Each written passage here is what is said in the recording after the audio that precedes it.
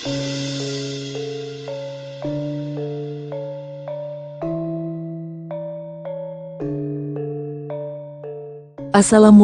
warahmatullahi wabarakatuh. Berjumpa kembali di channel Langit Bukit Menoreh Official.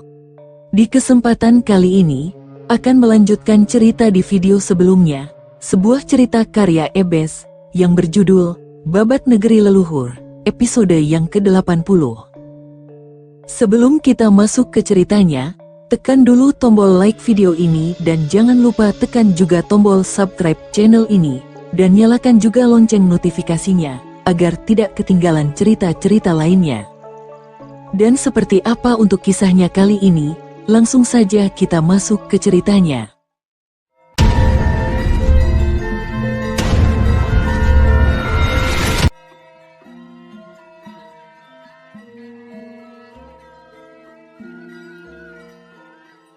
Empu Sukrasana tersenyum tipis mendengar jawaban Panji Watugunung.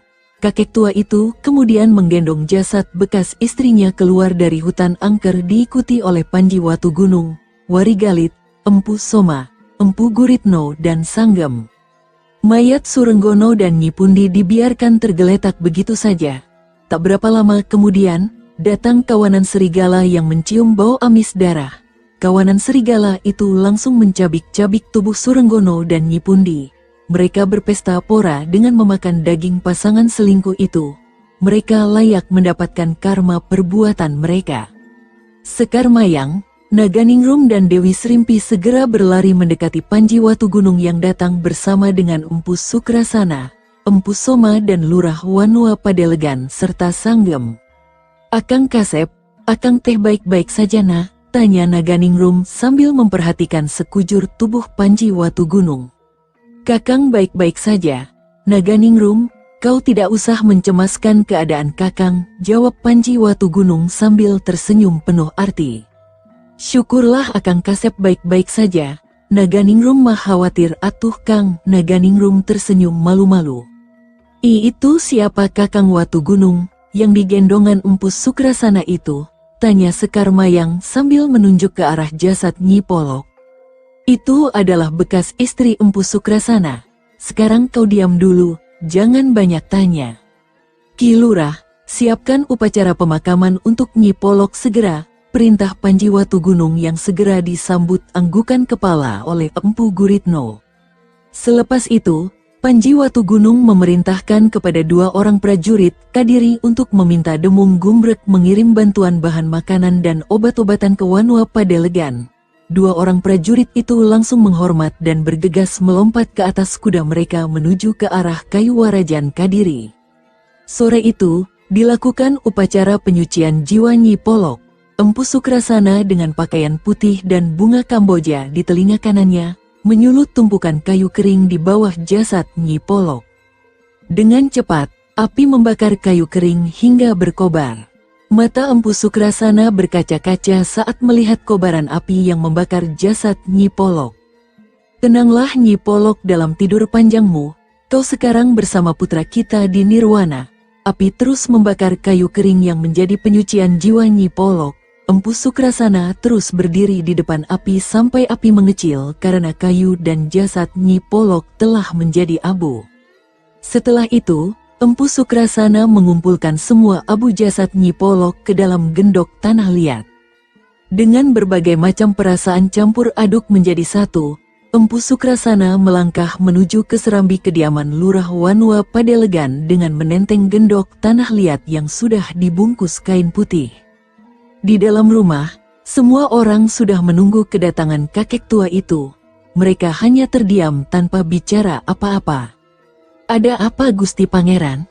Kenapa semua orang terdiam seperti ini? Apa ada masalah?" tanya Empu Sukrasana setengah kebingungan. "Semua turut berduka cita Guru Resi, jadi mereka memilih untuk diam," jawab Watugunung sambil tersenyum tipis. "Hehehe, buat apa bersedih hati Gusti Pangeran? Kita semua akan mati. Toh sekarang Nyi Polok sudah tenang bersama putra kami. Hamba hanya sesaat merasa bersalah pada dia. Tapi mungkin ini sudah takdir dewata pada nasib bekas istri hamba ini. ujar Empu Sukrasana sambil tersenyum tipis seraya melirik gendok tanah liat yang ada di tangannya. Semua orang menarik nafas lega setelah mendengar ucapan Empu Sukrasana. Malam itu mereka beristirahat dengan tenang. Meski ketiga istri Panji Watugunung sempat ribut dengan urusan jatah waktu menemani tidur Sang Yuwaraja Panjalu, tapi akhirnya selesai juga dengan tidur bersama di satu tempat tidur. Pagi menjelang tiba di Wanua Padelegan. Matahari mulai menampakkan diri kepada sang bumi setelah semalam bersembunyi di balik gelap malam. Burung-burung berkicau riang di ranting pohon nangka di depan rumah lurah Wanua Padelegan. Cuaca begitu cerah. Secerah senyum warga Wanua Padelegan yang telah terbebas dari pagebluk yang melanda Wanua mereka. Pagi itu seluruh warga Wanua Padelegan berduyun-duyun datang ke rumah Empu Guritno. Mereka duduk bersila di halaman rumah kediaman lurah Wanua Padelegan itu dengan tenang. Dua prajurit yang berjaga meminta mereka untuk duduk dengan tertib. Panji Watugunung yang baru selesai berdandan layaknya seorang bangsawan, langsung didekati Warigalit yang baru dari serambi depan. "Dimas Pangeran, sebaiknya kau segera keluar ke serambi depan," ujar Warigalit seraya tersenyum tipis. Belum sempat Panji Watugunung menjawabnya, dari dalam kamar tidur, tiga istri Panji Watugunung muncul dan mendekati suami mereka. "Aya naon Senopati Warigalit, pagi-pagi sudah kemari mencari Akang Kasep?" tanya Naganingrum sambil mendekat ke arah Panji Watugunung. Perempuan cantik itu segera membenarkan sumping sulur pakis emasnya Panji Watugunung yang sedikit miring. "Maaf Gusti Permaisuri ketiga, saya hanya menyampaikan kabar kalau warga Padelegan ingin bertemu dengan Dimas Pangeran," jawab Warigalit dengan sopan. "Memang ada apa mereka mencari Kakang Watugunung, Kakang Warigalit?" tanya Sekar Mayang sambil menatap ke arah Warigalit. "Kakang kurang tahu Mayang, mereka hanya bilang ingin bertemu dengan Gusti Pangeran Panji Jayengrana," jawab Warigalit segera. "Sudahlah, ayo kita lihat saja. Kalau tidak keluar, kita tidak tahu apa mau mereka," ujar Panji Watugunung sambil berjalan menuju ke serambi depan. Tiga istrinya mengekor di belakangnya, serta Warigalit yang mengikuti langkah sang pemimpin. Saat Panji Watugunung sudah berdiri di depan pintu serambi, seorang lelaki tua berpakaian lusuh segera berjongkok dan menyembah kepada Panji Watugunung. "Sembah bakti hamba untuk Gusti Pangeran Panji Jayengrana, Sang Yuwaraja Panjalu," ujar lelaki tua itu segera. Seluruh orang di situ segera mengikuti langkah si lelaki tua tadi. Mereka segera berjongkok dan menyembah. "Berdirilah. Jangan terus menyembah kepadaku." Panji Watugunung segera mengangkat tangan kanannya sebagai tanda bahwa dia menerima kedatangan mereka. "Terima kasih Gusti Pangeran," ujar si lelaki tua itu yang segera duduk bersila di hadapan Panji Watugunung. Semua orang warga Padelegan mengikuti langkah si lelaki tua itu. Dua orang prajurit segera mengangkat sebuah kursi kayu sebagai tempat duduk Panji Watugunung. Tiga orang istrinya segera duduk bersimpuh di samping kaki kanan dan kiri Panji Watugunung, diikuti oleh Warigalit, Empu Guritno dan dua orang prajurit pengawal. Sedangkan Empu Soma dan Empu Sukrasana berdiri di belakang kursi. "Ada apa kalian kemari? Apa kalian tidak memiliki pekerjaan di sawah dan ladang kalian?" Pandangan mata Panji Watugunung menyapu ke halaman yang penuh dengan warga Wanua Padelegan. "Mohon ampun beribu ampun Gusti Pangeran, saya Ki Kangka, salah satu sesepuh Wanua Padelegan ini. Pertama kami ingin mengucapkan terima kasih banyak atas bantuan Gusti Pangeran dan rombongan yang telah membebaskan Wanua ini dari pagebluk yang melanda. Tanpa bantuan Gusti Pangeran tentu kami sudah menyusul teman-teman kami menjadi korban pagebluk itu," ujar lelaki tua yang bernama Ki Kangka itu sambil menghormat. "Sudah menjadi kewajibanku sebagai Yuwaraja Panjalu untuk melindungi setiap warga yang bermukim di Kayuwarajan Kadiri khususnya dan Panjalu umumnya. Aku secara pribadi meminta maaf kepada kalian semua karena lambatnya kedatangan kami. Sebab jika kami lebih cepat bertindak, mungkin korban pagebluk tidak sebanyak yang sudah jatuh," ujar Panji Watugunung segera. Semua warga Padelegan tersenyum penuh arti. Yuwaraja Panjalu itu memang benar-benar seperti yang diceritakan kepada mereka. Gusti Pangeran tidak perlu meminta maaf kepada kami. Kedatangan Gusti Pangeran sudah memberi banyak manfaat kepada kami. Kami juga benar-benar bangga bahwa seorang warga Padelegan bersanding dengan calon Maharaja Panjalu. Ki Kangka tersenyum simpul. Mendengar itu, Sekar Mayang segera berdiri dari duduknya.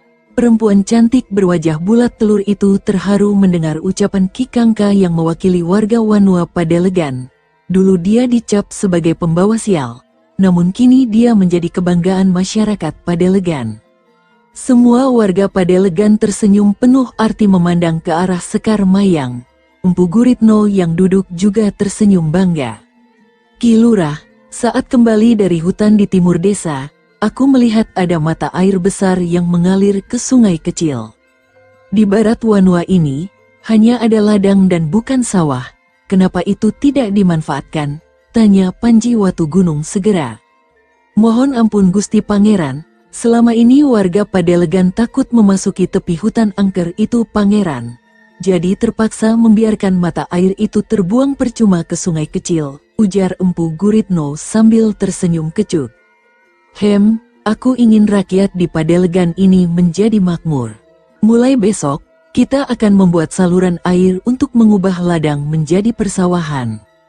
Setiap warga yang bekerja akan mendapat upah 5 keping perunggu untuk 1 hari kerja dan jatah makan 1 kali.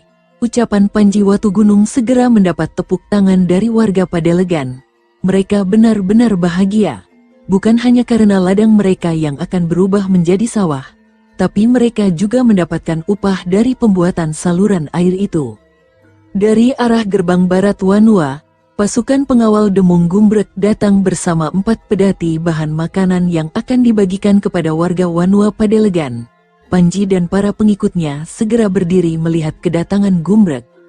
Para warga yang berkumpul segera memberi jalan kepada Gumbrek yang datang bersama Weleng dan Gubarja, serta 20 prajurit pengawal. Gumbrek, cepat sekali kau sampai kemari, tanya Warigalit sesaat setelah Demung Gumbrek turun dari kudanya dan menyembah kepada Panji Watugunung. Hehehe, iya Gusti Senopati, begitu mendapat perintah dari Gusti Pangeran, saya sendiri yang langsung menyiapkan bahan makanan yang akan dibawa kemari. Begitu beres, tanpa menunggu lama, saya berangkat hari itu juga agar cepat sampai, ujar Gumbrek yang kumat sombongnya.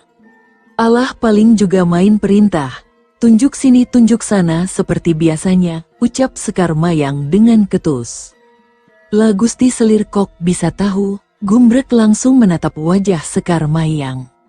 Karena itu sudah kebiasaanmu, Kebo Bunting. Sekar Mayang melengos pergi. Weleng dan Gubarja terkekeh geli mendengar omelan Sekar Mayang, sedang Warigalit hanya geleng-geleng kepala menatap Gumbrek yang kusut wajahnya abis kena semprot selir kedua Panji Watugunung itu. Mulai hari itu, Panji Watugunung mengatur persiapan pembangunan saluran air untuk mengairi lahan persawahan baru di Wanua Padelegan. Karena banyaknya dukungan warga Padelegan terhadap pembangunan saluran air itu, dalam tempo 2 pekan sebuah saluran air tercipta dari tepi hutan angker menuju ke ladang yang diubah menjadi persawahan. Mereka juga membangun bendungan kecil atau dawuhan di sekeliling mata air. Empu Soma yang diminta oleh Panji Watugunung untuk tetap tinggal sementara waktu, memimpin upacara sedekah dawuhan atau sumber air di tepi hutan sebagai tanda awal musim tanam baru mereka yang dialiri air dari mata air hutan angker. Ratusan warga Wanua Padelegan menghadiri upacara itu dengan membawa aneka hasil bumi mereka sebagai persembahan kepada Hyang Tunggal agar memberikan berkah dan hasil panen yang melimpah pada musim tanam kali ini. Aneka sesajen bebungaan dan ayam ingkung menjadi salah satu dari bagian ritual upacara. Empu Soma berkomat kamit membaca mantra sambil menaburkan kemenyan pada bara arang kayu di anglo tanah liat. Semua orang terlihat khusyuk mengikuti ritual upacara sedekah dawuhan, termasuk Panji Watugunung dan ketiga istrinya. Gumbrek yang berdiri di belakang Warigalit, sibuk menepuk nyamuk yang mengerubunginya. Plak, duh ini nyamuk kenapa sih hanya aku yang digigit, gerutu Gumbrek sambil terus menepak seekor nyamuk yang hinggap di lengannya. Pasti karena Gusti Demung belum mandi tadi pagi, bisik Weleng yang ada di sampingnya. Sembarang kalau ngomong, aku setiap pagi mandi Leng, enak saja, omel Gumbrek sambil melotot ke arah Weleng. Lah tadi pagi Gusti Demung kan bangun kesiangan, Wong cuma cuci muka abis itu langsung lari mengikuti Gusti Pangeran, ujar Weleng mengingatkan. Kalau tadi pagi, ya memang enggak. Itu adalah salahmu karena tidak segera membangunkanku, hardik Gumbrek pada Weleng dengan suara berisik. Kok jadi saya yang salah? Saya sudah membangunkan Gusti Demung 7 kali. Tapi masih tetap ngorok, Weleng tidak mau kalah. Pokoknya itu salahmu. Gara-gara kau aku ja. Wadaw, Warigalit yang sudah tidak tahan mendengar suara berisik Gumbrek, langsung menginjak jempol kaki Gumbrek yang cantengan. Mulanya Gumbrek hendak membuka mulut, tapi setelah melihat mata Warigalit melotot ke arahnya, seketika itu juga Gumbrek membekap mulutnya erat-erat meski merasakan sakit luar biasa pada jempol kakinya yang berdarah. Weleng dan Gubarja mengulum senyumnya. Seorang lelaki muda berkepala gundul dengan 6 titik hitam di dahinya melompat menghindari sapuan kaki seorang pendekar muda berbaju biru tua. Wus pria bermata sipit itu segera mendarat dan dengan cepat memutar tubuhnya sambil melayangkan tendangan keras ke arah pinggang si pendekar berbaju biru tua. Melihat lawan menyerang, si pendekar berbaju biru tua segera menjatuhkan tubuhnya ke tanah sambil menghantamkan tangan ke arah kaki si pria gundul itu. Si pria bermata sipit itu segera menarik kaki, merubah gerakan tubuhnya dan melayangkan tumit kaki kanannya ke arah dada si pendekar berbaju biru tua dengan cepat. Dengan bantuan kedua tangannya, si pendekar berbaju biru tua melesat menjauh dari si pria gundul bermata sipit itu. Setelah menjejak tanah dengan keras, si pendekar berbaju biru tua melayangkan pukulan tangan kanannya yang sudah dilambari tenaga dalam mengincar dada si pria yang berpakaian serba kuning dan merah layaknya seorang biksu. Wuhut dengan tenang, si pria gundul itu melenting tinggi ke udara dan dengan cepat kaki kanannya menghajar bahu kiri si pendekar berbaju biru tua. Si pendekar berbaju biru tua terjungkal ke tanah dan muntah darah segar. Seorang lelaki tua yang berpakaian pertapa segera mendekati si pendekar berbaju biru tua itu. Kau tidak apa-apa Taranggana, ujar kakek tua yang tak lain adalah Resi Wasista, guru padepokan Pedang Awan. Aku baik-baik saja guru. Biksu keparat itu tinggi ilmunya. Taranggana memegangi bahunya yang seperti baru ditimpa batu besar. Darah segar mengalir dari sudut bibir Taranggana. Resi Wasista mendengus panjang mendengar ucapan Taranggana. Amitabha, bagaimana Tuan Resi? Apa kau sudah mengakui keunggulan ilmu bela diri kami? Ujar seorang kakek tua berjenggot hitam panjang dengan kepala gundul. Dia adalah Biksu Hongki dari daratan Tiongkok. Sebagai salah satu jagoan kungfu sebuah kuil di daratan Tiongkok, Biksu Hongki yang sedang belajar ilmu agama Buddha di wilayah Kalingga, ingin menjajal kemampuan bela diri para pendekar tanah Jawa. Bersama kedua muridnya yang bernama Biksu Hongjian dan Biksu Hongyi, dia terus berkeliling mendatangi beberapa padepokan dan perguruan silat yang ada di Kalingga. Ilmu bela diri yang tinggi membuat mereka dengan mudah mengalahkan para jagoan silat di padepokan dan perguruan tingkat menengah yang mereka datangi. Kalau kau ingin diakui sebagai pendekar berilmu tinggi di negeri kami, kau harus bisa mengalahkan seorang lelaki yang bernama Watu Gunung berjuluk pendekar pedang naga api.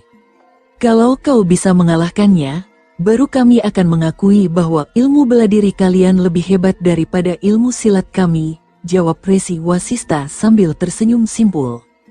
Baik-baik, asal kau tunjukkan arahnya pasti kami akan mendatangi dan mengalahkannya Tuan Resi, ujar Biksu Hongki sambil tersenyum penuh percaya diri. Biksu Hongjian yang baru mengalahkan Taranggana segera mendekati mereka. Resi Wasista sambil tersenyum tipis, langsung berkata, carilah dia di kota Kayuwarajan Kadiri. Dia ada di sana. 3 biksu dari negeri Tiongkok itu segera mengepalkan kedua tangannya ke arah Empu Wasista sebagai tanda salam hormat adat negeri mereka. Kemudian bergegas meninggalkan padepokan Pedang Awan di lereng Gunung Pamrihan menuju ke timur. Empu Wasista menatap kepergian mereka sambil tersenyum penuh arti. Mereka akan bertemu dengan kerasnya batu dan tingginya gunung di kayu Warajan Kadiri, ujar Empu Wasista seraya mengelus jenggotnya yang memutih. Biksu Hongki terus memacu kudanya diikuti oleh Biksu Hongjian dan Biksu Hongyi. Mereka terus bergerak ke timur, memasuki wilayah Lasem Selatan, tepatnya di Pakuwon Cempaka mereka berhenti. Kehadiran mereka menarik perhatian para penduduk sekitar Pakuwon Cempaka karena penampilan mereka yang berbeda, baik tubuh maupun dandanannya. Mereka segera bergegas turun dari kudanya. Saat berhenti di depan sebuah rumah makan, mereka segera mengikat tali kekang kudanya di geladakan yang ada di halaman rumah makan. Seorang pelayan segera bergegas mendekati mereka.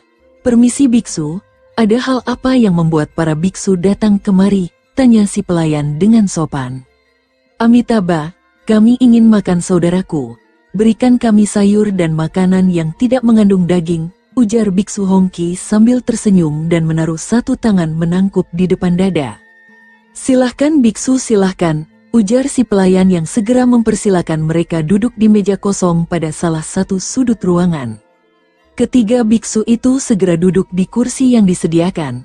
Tak berapa lama kemudian, si pelayan datang ke tempat mereka dengan membawa pesanan mereka.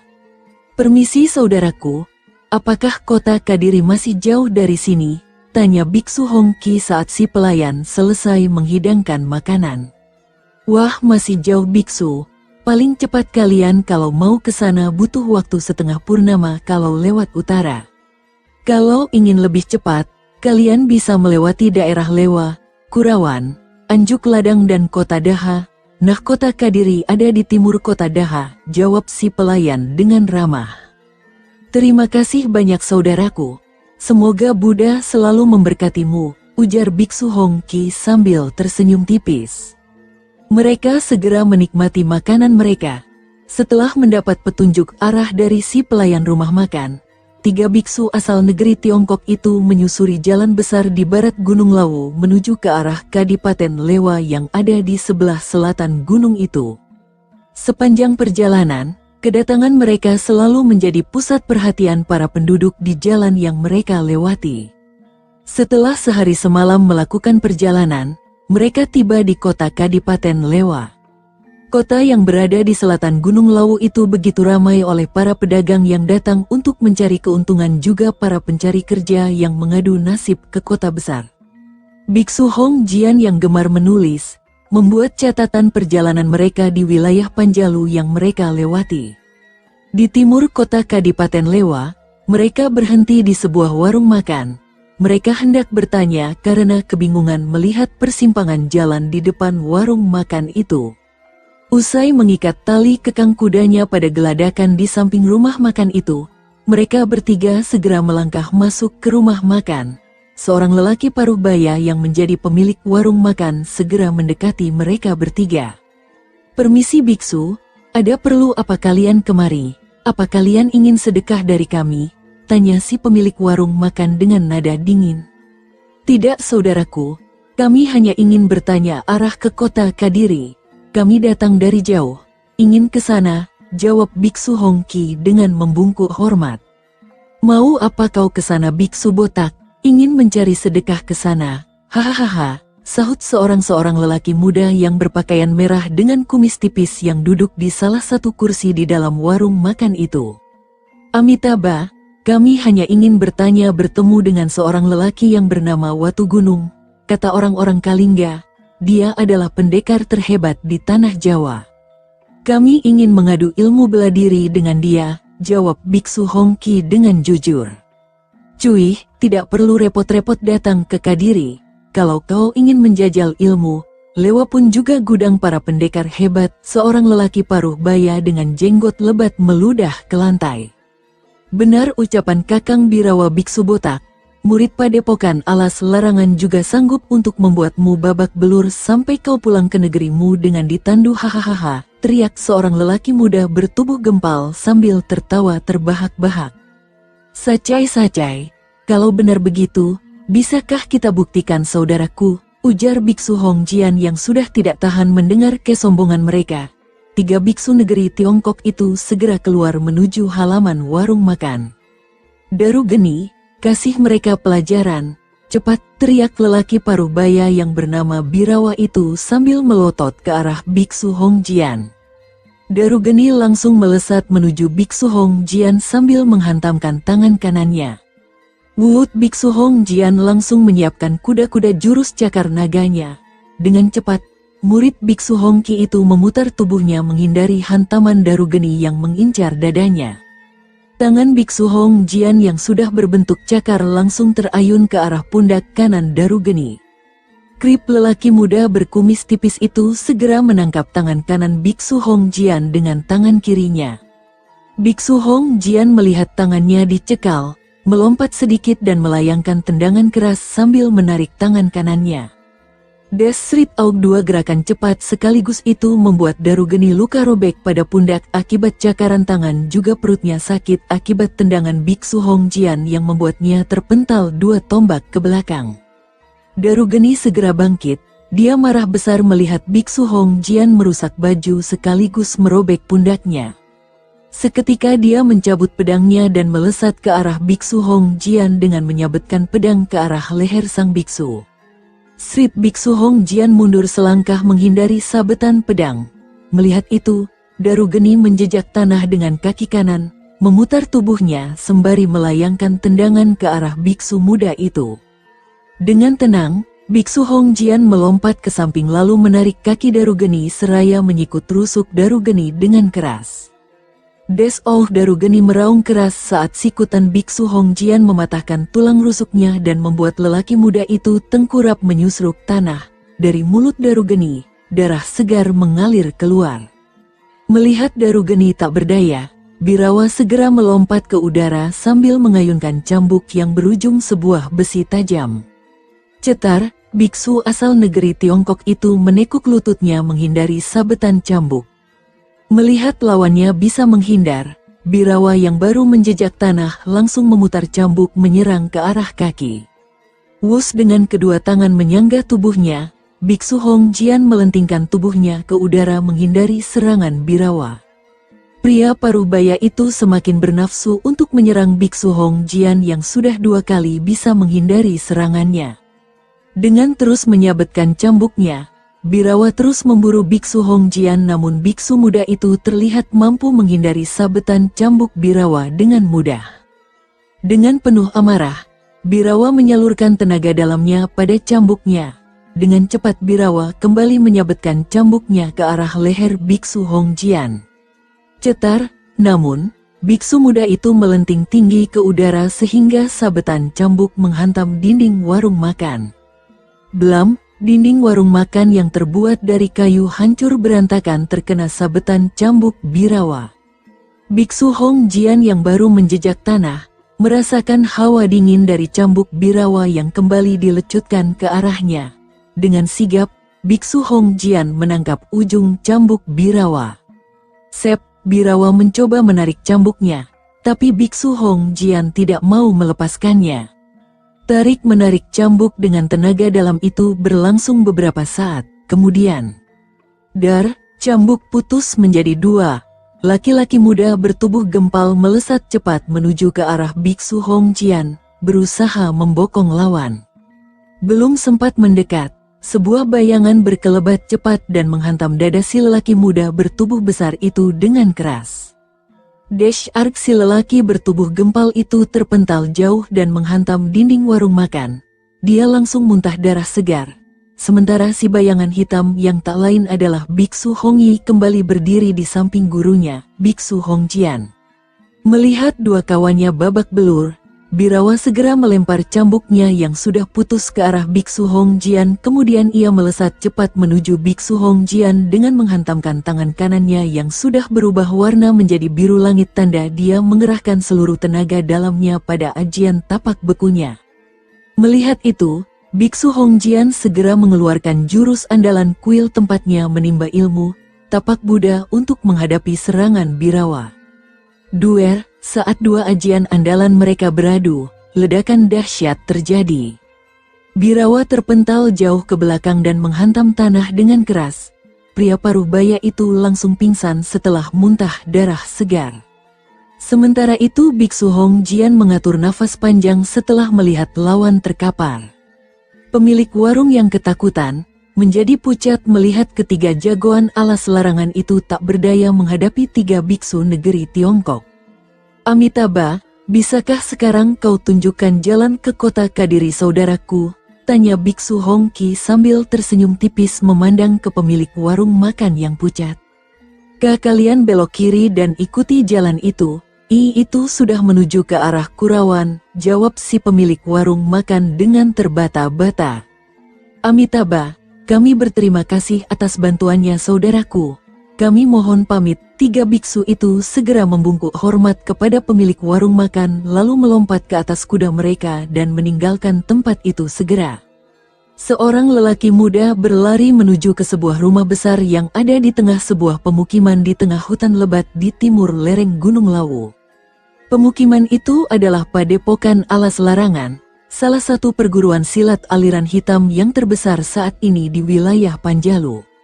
Meski sempat kehilangan dua jagoan saktinya di tangan Panji Watugunung dan Wari Galit tempo hari, mereka masih memiliki tiga jagoan yang tak kalah hebat dibanding Dewa Langit dan Dewa Angin yang sudah terbunuh. Mereka adalah Dewi Api dan Dewa Tanah serta pemimpin tertinggi Padepokan Alas Larangan yang berjuluk Pangeran Alas Larangan. Si lelaki muda itu yang tidak lain adalah orang yang dihajar Biksu Hong Yi, segera bergegas menuju ke arah serambi kediaman Pangeran Alas Larangan. Simbar Mayura, ada apa denganmu? Kenapa kau babak belur begitu? Tanya Pangeran Alas Larangan pada lelaki muda yang bertubuh gempal itu. Simbar Mayura menghormat pada Pangeran Alas Larangan dan segera menceritakan tentang biksu asal negeri Tiongkok yang menghajar mereka. Tentu saja dengan ditambah dengan kata-kata yang membakar amarah mereka. Kurang ajar, berani sekali mereka meremehkan kemampuan bela diri pendekar tanah Jawa. Sekarang di mana mereka? Tanya Pangeran Alas Larangan dengan mata berapi-api. Ampun Pangeran, mereka menuju ke arah Kurawan. Tujuan mereka adalah ke Kadiri, mencari pendekar yang bernama Watugunung yang menurut mereka adalah pendekar terhebat di tanah Jawa ini, ujar Simbar Mayura sambil menghormat. Bangsat, tidak bisa dibiarkan. Dewi Api, Dewa Tanah. Kejar mereka, bawa kepala mereka kemari, perintah Pangeran Alas Larangan dengan cepat.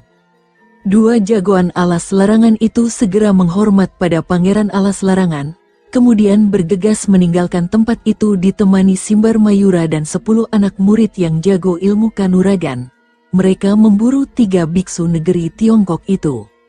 Nun jauh di timur, tepatnya di Wanua Padelegan, rombongan Panji Watugunung bersiap untuk meninggalkan tempat itu usai berpamitan kepada Ki Lurah Wanua Padelegan, Empu Guritno.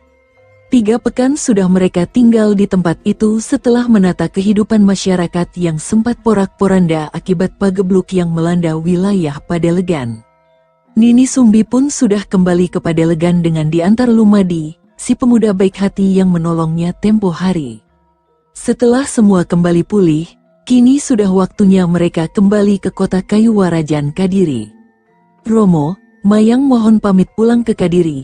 Jaga diri Romo baik-baik ya. Pamit sekar Mayang dengan mata berkaca-kaca. Hati-hati anakku, patutkanlah dirimu sebagai selir Gusti Pangeran Panji Jayengrana. Kau adalah kebanggaan masyarakat Padelegan, ujar Empu Guritno sambil berusaha keras untuk tidak menangis. Sekar Mayang segera melompat ke atas kudanya mengikuti langkah Panji Watugunung dan 2 istrinya yang lain. Perempuan cantik itu segera menjajarkan kudanya di samping sang suami. Seluruh penduduk Wanua Padelegan mengantar kepergian mereka sampai di ujung Wanua.